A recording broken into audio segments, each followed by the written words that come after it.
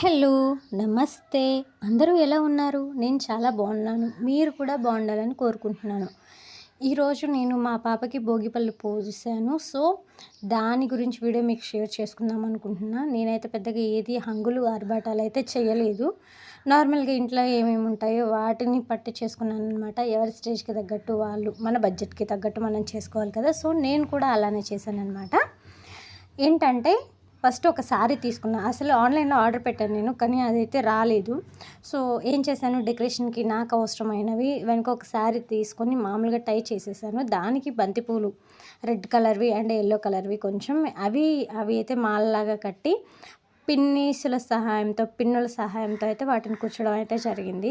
నాకు కొంచెం ఒక్కో దగ్గర ఇబ్బందిగా అనిపించింది. కొంచెం డెకరేషన్ బాలేదనిపించింది. బట్ ఏం కాదు అని ట్రై చేశాను. మొత్తం కంప్లీట్ అయిపోయిన తర్వాత అయితే నాకు కొంచెం బెటర్‌గానే అనిపించింది. ఇంకోటి ఏంటంటే మిడిల్‌లో ఖాళీగా ఉంది అలా.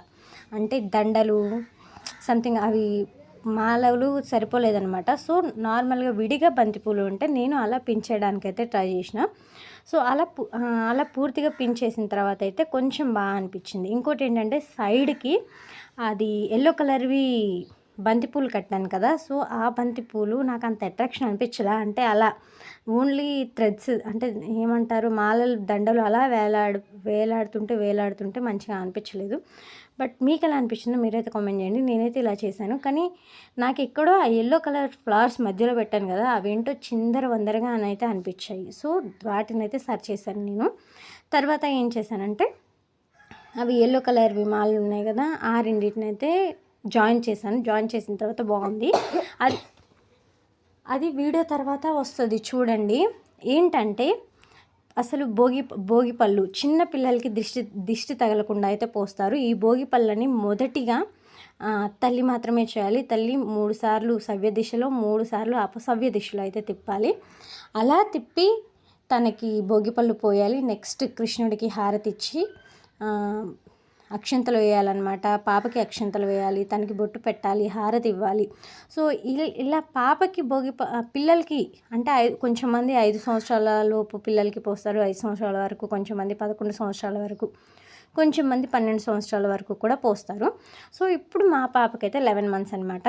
సో, భోగిపళ్ళలో మనం మ్యాక్స్ ఏమేమి మెర్జ్ చేసుకుంటే ఏమేమి కలుపుతామంటే భోగిపళ్ళు అంటే రేగిపళ్ళని భోగిపళ్ళు అంటారు. ఇంకోటి ఏంటంటే బంతి పువ్వులు, ఇవి కూడా పిల్లల ఆరోగ్యానికి చాలా మంచిదన్నమాట. వాటిలో ఉన్న ఎనర్జీ అనేది ఈ చలికాలంలో, ఈ కాలంలో కొంచెం రోగనిరోధక శక్తిని, ఇమ్యూనిటీ పవర్ని చిన్నపిల్లలకి పంచడానికి చాలా యూజ్ అవుతాయి. సో, మనం భోగిపళ్ళలో ఏమేమి కలుపుకుంటామంటే రేగిపళ్ళు, చెరుగడలు, బంతి పువ్వులు అండ్ ఇంకేమైనా పువ్వులు ఉంటాయి. ఒక 11 రూపాయలు పైసలు అనమాట, నాణెలు. కానీ అంతకుముందు ఈ పైసలు వెనక అర్థం ఏంటంటే రాగి నాణేలు ఉండేవి కదా, అవి ఒక మంచి పాజిటివ్ ఎనర్జీని ఇస్తాయి. సో, ఆ రాగి నాణేలు కలిపేవాళ్ళు. బట్ ఇప్పుడు రాగి నాణేలు లేవు.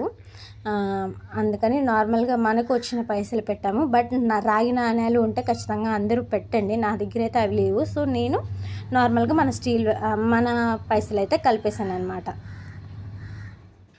సో, ఈ భోగిపళ్ళు పిల్లలకి పోస్తే దిష్టి అయితే ఇలా భోగిపళ్ళు పోయడం పిల్లలకైతే చాలా మంచిది. ఇమ్యూనిటీ పవర్ అనేది పెరుగుతుంది, రోగ నిరోధక శక్తి పెరుగుతుంది. తర్వాత ఖచ్చితంగా అయితే హారతి ఇవ్వాలి పిల్లలకి, అక్షంతలు వేయాలి. అక్షంతల్లో కూడా పసుపు అనేది ఉంటుంది. ముఖ్యంగా వాళ్ళ మాడ మీద పడేలా అయితే చూడాలి ఈ భోగిపళ్ళని వీటి వల్ల. సో, అందులోంచి అయితే పాజిటివ్ ఎనర్జీ అయితే రిలీజ్ అవుతుంది. సో, ఎంతమంది పిల్లలకి వాళ్ళు భోగిపళ్ళు పోసారో, ఎవరు పోయలేదో అయితే కామెంట్ చేయండి. కానీ ఇలా భోగిపళ్ళు పోయడం వల్ల పిల్లలకైతే చాలా మంచి జరుగుతుంది. మా పిల్ల చూడండి అసలు ఎలా ఆడుకుంటుందో, ఎంత బాగా ఆడుకుంటుందో. So, thank you.